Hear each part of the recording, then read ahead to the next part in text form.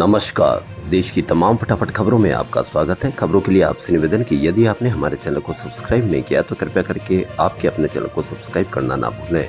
तो बढ़ते हैं आज की बड़ी खबर की ओर, जो प्रधानमंत्री नरेंद्र मोदी की आ रही है। जी हां, एनडीए को 200 से भी कम सीट मिलने के कांग्रेसी बयानों का प्रधानमंत्री नरेंद्र मोदी ने जवाब दिया।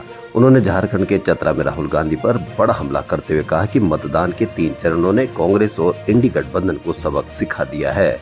ये लोग अब 4 जून के बाद विपक्ष के लिए मान्य सीटें जुटाने की तैयारी कर रहे हैं। उनके एक बड़े नेता ने कहा कि 4 जून के बाद क्षेत्रीय पार्टियां कांग्रेस में विलय कर जाएगी, यानी इंडी गठबंधन हार मान चुका है। मैं भी ओडिशा, तेलंगाना, आंध्र प्रदेश होकर आया हूँ, हम भारी बहुमत से सरकार बना रहे हैं। शहजादे और कांग्रेस को उनकी उम्र से भी कम सीटें मिलने वाली है। कांग्रेस 50 सीट भी नहीं जीत पाएगी। वहीं कांग्रेस नेता राहुल गांधी ने आंध्र प्रदेश के कडप्पा से प्रधानमंत्री के आरोपों का जवाब दिया। उन्होंने कहा कि नरेंद्र मोदी प्रधानमंत्री नहीं, राजा है, एक कठपुतली राजा, जिनकी डोर टेम्पो वाले अरबपतियों के हाथों में है। लेकिन ये राजा ज्यादा दिन नहीं रहेगा। महाराष्ट्र हो या उत्तर प्रदेश, हरियाणा हो या बिहार, हर जगह इंडिया गठबंधन की आंधी चल रही है। मैं फिर कहता हूं कि 4 जून के बाद नरेंद्र मोदी प्रधानमंत्री नहीं रहेंगे। उन्होंने कहा कि चंद्रबाबू नायडू हो या जगन मोहन रेड्डी या फिर पवन कल्याण, आंध्र प्रदेश के नेताओं का रिमोट कंट्रोल प्रधानमंत्री के हाथ में है। ये नेता मोदी के नियंत्रण में है, क्योंकि इनके पास ईडी, सीबीआई और अन्य प्रवर्तन एजेंसियां हैं। वहीं कल आप नेता अरविंद केजरीवाल ने एक बड़ी जनसभा की और बड़ा रोड शो किया। आप नेता अरविंद केजरीवाल ने दिल्ली में प्रेस कॉन्फ्रेंस भी की। उन्होंने कहा कि 17 सितंबर को मोदी 75 साल के हो रहे, वह इस दिन रिटायर्ड हो जाएंगे। यानी 17 सितंबर को मोदी के 75 साल होने वाले हैं, वह इस दिन रिटायर्ड हो जाएंगे। फिर अमित शाह को प्रधानमंत्री बनाया जाएगा।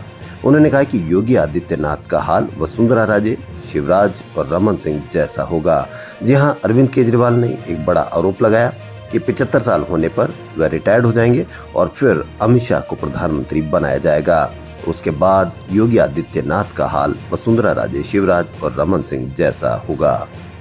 वहीं पश्चिम बंगाल की सीएम ममता बनर्जी ने भी शनिवार को बहुत बड़ा बयान दिया। जहां पश्चिम बंगाल की सीएम ममता बनर्जी ने शनिवार को हुगली में टीएमसी प्रत्याशी रचना बनर्जी के लिए चुनाव प्रचार किया।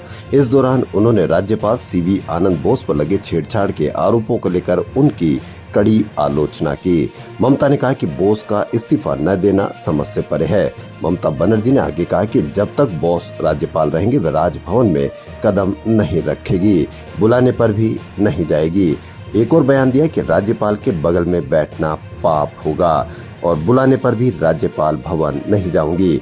जी हाँ, पश्चिम बंगाल की सीएम ममता बनर्जी ने यह बहुत बड़ा बयान दिया।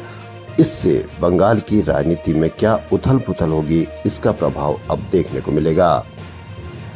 कांग्रेस नेता प्रियंका गांधी ने शनिवार को महाराष्ट्र की रैली में पीएम मोदी पर हमला बोला। प्रियंका ने कहा कि पीएम मोदी के चुनावी भाषण खोखले हैं। उन्होंने इंदिरा गांधी से साहस और दृढ़ संकल्प के गुण आत्मसात करना चाहिए। उन्होंने कहा कि इंदिरा गांधी लोगों की समस्याओं को समझने के लिए सिर झुकाकर उनके घर जाती थी। राहुल लोगों की आकांक्षाओं और भावनाओं को समझने के लिए देश भर में घूमे। प्रियंका ने कहा कि मुझे मोदी जी की एक तस्वीर दिखाइए जिसमें वे आदिवासियों व गरीबों के घर जाकर उनकी समस्याओं को समझ रहे हैं। कांग्रेस नेता ने आगे कहा कि पीएम मोदी कहते हैं कि वह अकेले भ्रष्टाचार के खिलाफ लड़ रहे हैं। आपके पास शक्ति और सभी संसाधन है, दुनिया के सभी नेता आपके साथ हैं, आप अकेले कैसे हो सकते हो।